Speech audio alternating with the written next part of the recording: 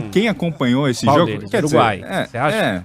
Vai ganhar de Gana? Pode ser também Gana, pode ser também Coreia do Sul, mas quem acompanhou esse jogo agora e já tá com a gente aqui na linha é ele, o homem com a voz mais bonita da Band News FM, Bruno Camarão, que acompanhou de perto o provável adversário do Brasil. Quer dizer, diga você, Camarão, você é o especialista. Será que o Brasil vai pegar o Uruguai ou será que o Uruguai desse jeito não vai passar para a próxima fase? Uma boa noite para você. Tudo bem, Bob? Ótima noite a você, ao Alexandre, a todos que nos acompanham aqui na Band News FM. Que honra, hein? Que apresentação. Longe disso, a concorrência é grande aqui na Band News FM. Então, pode ser Uruguai, mas de fato a situação ficou muito difícil, né? Após 2 rodadas, a seleção sul-americana apresentou problemas mais uma vez e não conseguiu o primeiro triunfo. A gente veio trazendo dados, né, estatísticos ao longo da própria transmissão. Sempre que o Uruguai empatou na primeira rodada, na rodada de estreia de uma Copa do Mundo, avançou o mata-mata. Foi assim contra a Coreia do Sul. Começou a trajetória empatando por aqui, diante de uma seleção que hoje teve problemas diante de Gana, acabou perdendo por 3-2 mais cedo e embolou bastante esse grupo. Observar a maneira como Portugal se comportou hoje especificamente, e como já tinha feito na estreia, justamente diante de Gana, é algo que não me surpreende. Acho que foi a concretização de uma expectativa criada. Portugal é um time superior em comparação aos demais, a despeito de muita gente discordar das ideias do Fernando Santos, um treinador mais experiente, que talvez não consiga extrair tudo o que de mais talentoso tem nessa geração portuguesa, que tem um fechamento de ciclo com o Cristiano Ronaldo, que ainda tem um veteraníssimo como o Pepe, um dos jogadores mais velhos a entrar em campo numa Copa do Mundo, né? Mas existe coisa boa nessa seleção nessa seleção portuguesa. Não à toa conseguiu se classificar antecipadamente depois de apenas 2 rodadas às oitavas de final. Eu acho que o Uruguai vai ter muitas dificuldades contra a seleção de Gana. E acho difícil imaginar que Portugal não vença com facilidades a seleção sul-coreana.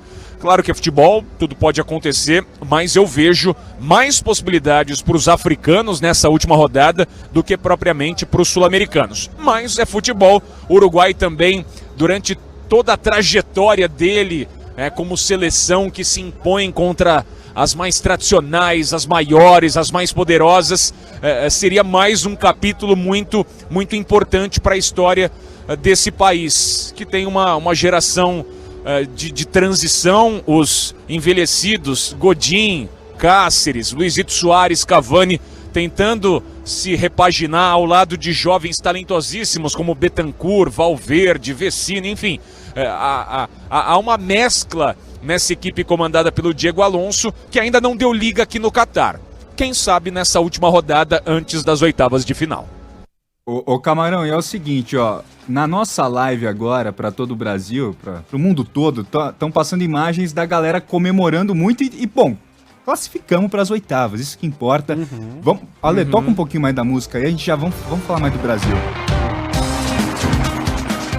Seguinte, ó, em homenagem ao Tio Rei, foi com cara de Corinthians, né? Foi no sufoco, foi aquele negócio que, você ficava na cadeira segurando, assim, falava, não vai sair esse gol, aí saiu do Vini, anularam. Sua avaliação do jogo de hoje, Bruno Camarão, por favor, pra gente.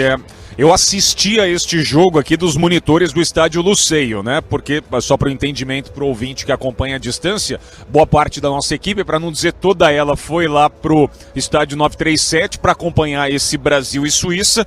E parte, eu no caso, vim aqui pro Luceio, que foi o palco da estreia do Brasil diante da Sérvia, que foi o palco da vitória da Argentina diante do México, aqueles 2-0 capitaneados pelo Messi. Eu já posso colocar no currículo, né? Eu vi o Messi e o Cristiano Ronaldo em loco aqui.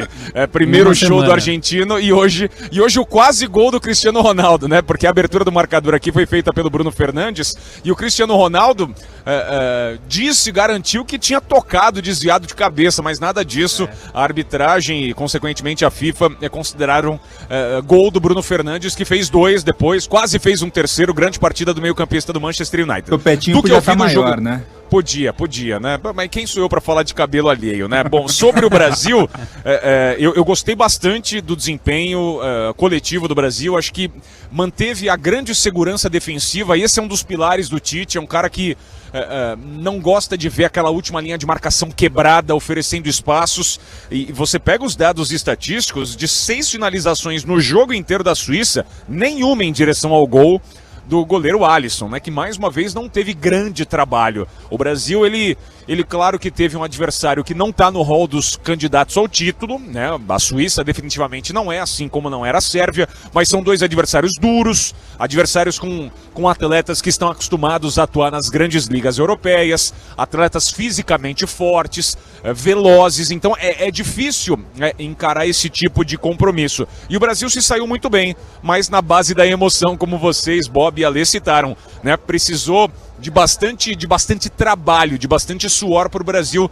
chegar àquele gol que tinha saído antes, né? Mas foi impugnado pela arbitragem pelo impedimento precoce, né, do Richarlison no lance anterior, e o golaço do Vini Júnior numa jogada coletiva muito bonita, no momento em que o Brasil passou a funcionar com o Rodrigo como armador, que era a minha escolha. Vocês tinham até me perguntado, né, lá atrás, sim, quando o Brasil perdeu o Neymar, e aí?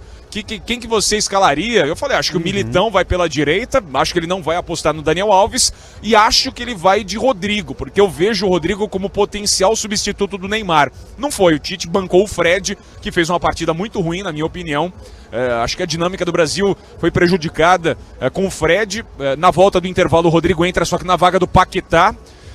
E aí eu confesso que me surpreendi um pouquinho, não sei efetivamente se o Paquetá também sentiu algum tipo de desconforto, enfim, ou qual era a ideia de fato do técnico Tite, mas o Rodrigo em si entrou muito bem, e é um cara que se associa a esses jogadores de construção. Quem também contribuiu muito para a produção do Brasil foi o Bruno Guimarães. Este sim entrou na vaga do Fred e é um volante que está numa fase melhor do que o atleta do Manchester United. Ele joga no Newcastle, e o Bruno Guimarães, ele tem muita qualidade na construção, no avanço, um jogador de leitura de espaço, muito inteligente, jogador formado no Atlético Paranaense, né? Teve uma passagem também pelo interior paulista, mas é um atleta muito especial que pode ganhar minutos sim com o Tite. O gol do Casimiro premia um jogador que é muito acima da média, que é um capitão, é uma liderança nata e é muito respeitado pelos adversários. Então ter uma figura como a do Casimiro em campo é muito positivo para o Brasil. E os números são muito positivos porque o Brasil, ele sofreu pouco. O Brasil foi pouco atacado, não apenas pelo fato de a Suíça ter problemas próprios, mas porque o Brasil se comportou bem, porque o Brasil não permitiu isso. E isso certamente é um mérito do Tite, que dá segurança e conforto para o torcedor.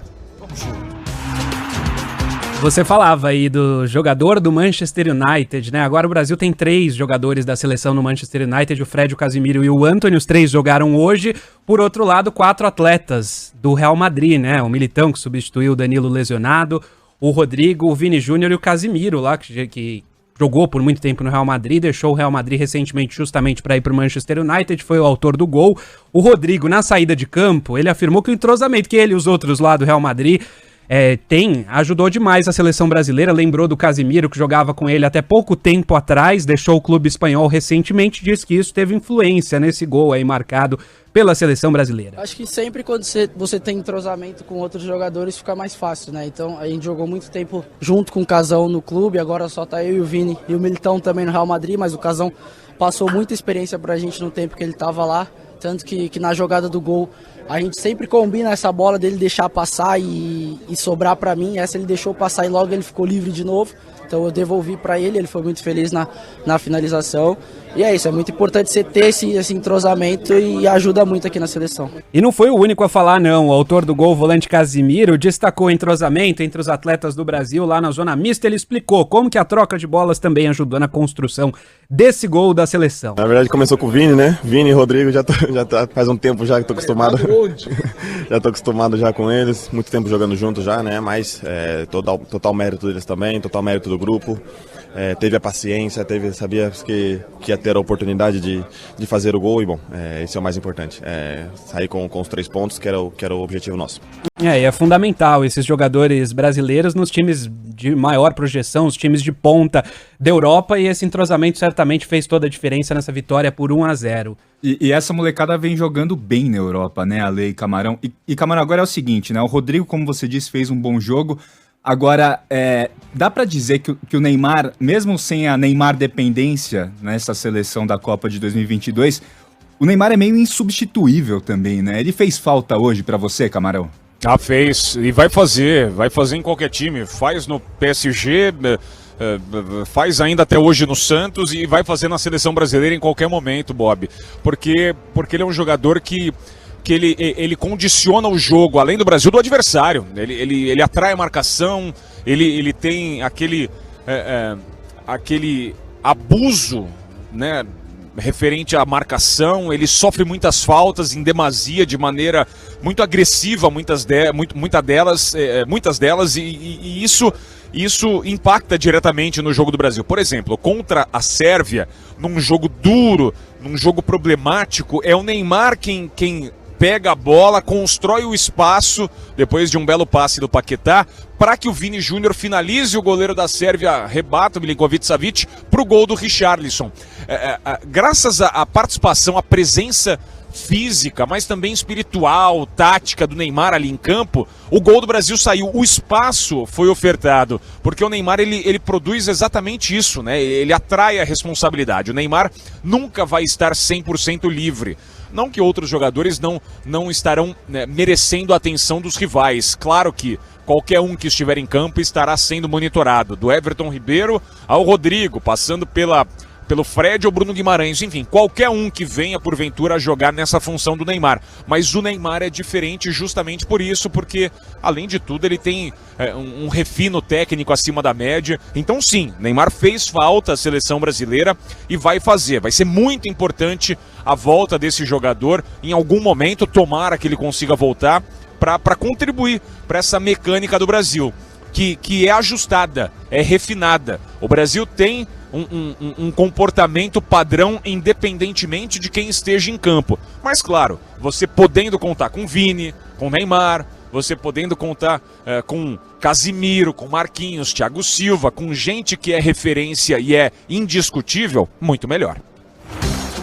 Camarão, tô aqui na mandinga, na promessa, qualquer recurso para voltar o Neymar aqui para essa seleção brasileira, porque faz toda a diferença. O médico do Brasil, Rodrigo Lasmar, ele falou sobre a situação do craque Neymar depois do jogo contra a Suíça. Ele deu detalhes dessa recuperação, tanto dele quanto do lateral Danilo. São situações diferentes, são lesões diferentes, né? Cada uma requer um tratamento. Hoje pro Neymar era melhor ficar no hotel, ficar num tratamento mais intensivo.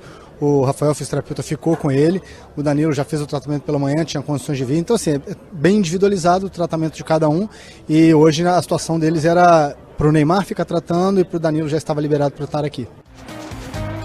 Ô Camarão, e como o Ale trouxe agora a sonora do teaser, né, do Lasmar, falando sobre não só o Neymar, como também o Danilo, eu vou entrar em polêmica aqui. E eu vou te botar numa saia justa. Mentira, não vou. Agora, a decisão do Tite chamar o Daniel Alves, que é um lateral direito de ofício. Eu sei que você já, desde da semana passada, quando a gente perguntou quem que você colocaria no lugar do Danilo, você disse o próprio Militão. Agora, o professor Tite Adenor chamou o Dani Alves, machuca o lateral direito, ele não coloca o lateral direito de ofício, ele coloca o zagueiro que joga na direita, não é um... Contrassenso por parte do Tite? Eu acho que existem explicações e certamente o Tite deve ter sido questionado sobre isso na entrevista coletiva. Eu vou fazer o meu meia-culpa. Gente, eu não consegui ouvir a coletiva inteira do Tite para ele, quem sabe, explicar essa escolha pelo Militão e não pelo Daniel Alves. Mas eu acredito que tem uma explicação e o meu entendimento é mais tático, exatamente isso. Acho que o comportamento do Militão para esse tipo de confronto era mais interessante do que a figura do Daniel Alves, que... inegavelmente vem de uma temporada ruim, vem de más performances, e isso tudo acho que a gente não discute, assim como não discute a história desse jogador importante, o que ele conquistou, a referência que ele é, a maneira como ele pode se comportar internamente. Então existe um papel importante da figura do Daniel Alves para esse grupo de atletas, né? Não havendo isso, eu duvido que o Tite o levaria para esse grupo final que está aqui no Catar tentando fazer história, carregar o Brasil rumo ao hexacampeonato. O que pode se discutir? Bom, o Militão, ele foi chamado como zagueiro essencialmente, e o Tite em nenhum momento pensa em usar o Daniel Alves. Bom, aí sim, se na mente do Tite, internamente, ele não pensa em usar o Daniel Alves em nenhum momento, e abre aspas, acho que ele tem a oportunidade de ir na contramão, colocando o Daniel Alves contra Camarões, porque o Brasil já está classificado e tem um jogo com muito menos pressão ou menos pretensão também, né? Porque não vai mudar talvez a dinâmica ali do grupo, né? É difícil imaginar isso. Então, assim, em não se pensando no Daniel Alves em nenhum momento, aí o Tite falhou. Então aí você não precisava nem ter trazido. Banca o Éder Militão como um cara polivalente, que vai ser o reserva direto do Danilo, e traz mais um zagueiro, traz mais um lateral esquerdo, traz mais um volante, enfim. O Tite poderia maximizar esse elenco, né, fortalecer esse grupo com um jogador que de fato pudesse atuar. Eu não quero acreditar nisso. Eu quero acreditar que, no entendimento do Tite, quando ele precisar do Daniel Alves, no entendimento do jogo, diante do adversário, diante de uma circunstância, de uma situação pontual, ele vai utilizá-lo. Só que acho que nesse instante o Éder Militão oferece mais possibilidades, oferece mais ao time, é mais interessante. Mas isso não desqualifica o Daniel Alves. Não tô no muro, gente, não tô no muro mesmo, mas eu tô procurando entender a escolha do Tite, e acho que o Tite tem que ser questionado sim também sobre isso. Bom, por que você escolheu o Militão e não o Daniel Alves para começar o jogo diante da Suíça, já que o seu titular Danilo estava lesionado? Bom, aí o Tite tem que apresentar a explicação e cabe ao ouvinte aceitar a explicação do Tite ou discordar. O Camarão não conseguiu ouvir a entrevista coletiva do Tite porque estava escalado na transmissão de Portugal e Uruguai, que terminou agora há pouco, mas é como se ele estivesse lá, porque o que você disse agora, Camarão, foi muito semelhante à declaração do professor Tite na coletiva. Ele disse assim: você tem dois jogadores com diferentes características, um jogador de imposição que conduz, que tem uma chegada na frente com uma consistência de marcação muito forte, o outro é um articulador, um exímio construtor, que é o Dani. A Suíça vinha com jogadores de lado de velocidade para explorar, controlar o Brasil e explorar contra-ataques. Você tem que ter um jogador pelo lado para te dar essa consistência. Essa foi a ideia, ter um jogador para conter esses avanços. O Éder Militão também falou sobre isso, e ele falou que ele não esperava, Camarão, ser escalado. Ele falou, com todo respeito ao Daniel, ficou muito feliz com a partida, era uma função que fazia um pouco de tempo que eu não fazia. Mas aí agradeceu o Tite, a confiança do grupo, falou que tá todo mundo junto, que não importa quem joga e que a seleção tá muito unida. Mas foram essas as declarações. Sabe tudo, hein, Camarão? Caramba. Tentei entrar na mente do Anedor Leonardo Bach, professor Tite. Mas é isso, o ouvinte ele não precisa concordar com isso. Veja, a gente ainda bem tá num estado de livre-arbítrio, de entendimento, de interpretação. Eu realmente quero acreditar que um cara competente, né, com o currículo que tem, segunda Copa à frente do Brasil, não vá fazer por birra, por picuinha ou por privilégio ao Daniel Alves, sabe-se lá por quê. Não, ele trouxe o cara porque entende que pode agregar em algum momento. E nesse jogo especificamente contra a Suíça, a escolha foi pelo Militão. Contra Camarões, talvez possa ser o Daniel Alves. O tempo vai apresentar a resposta. Camarão, já encerrando com você, agradecendo muito a sua participação, você citou no começo da sua intervenção o goleiro Alisson, que homem, né? Que tirou o bigode ali, que tirou o bigode de um jogo pro outro. Há um potencial confronto de lindos, hein, nas oitavas de final. Se o Brasil terminar em primeiro e, por exemplo, pegar Gana em segundo, o técnico de Gana, Otto Addo, é simplesmente um dos técnicos mais lindos que eu já vi pessoalmente. Vou jogar no Google. Joga no Google. Ele parece muito aquele personagem Lupin, sabe? Aquele ilusionista. Sim. técnico, aliás, de grandes entrevistas coletivas. Depois o pessoal pode aí procurar, quem não está acompanhando todas as grandes entrevistas de Copa do Mundo. Ótimas declarações desse treinador que hoje venceu a seleção da Coreia do Sul, juntamente com os jogadores dele, mas é um cara que cobra um espaço cada vez maior aos africanos em Copa do Mundo. É um cara que tem um entendimento excelente do jogo, da maneira como os atletas africanos se incorporam em equipes europeias. Vale a pena acompanhar o Otto Addo,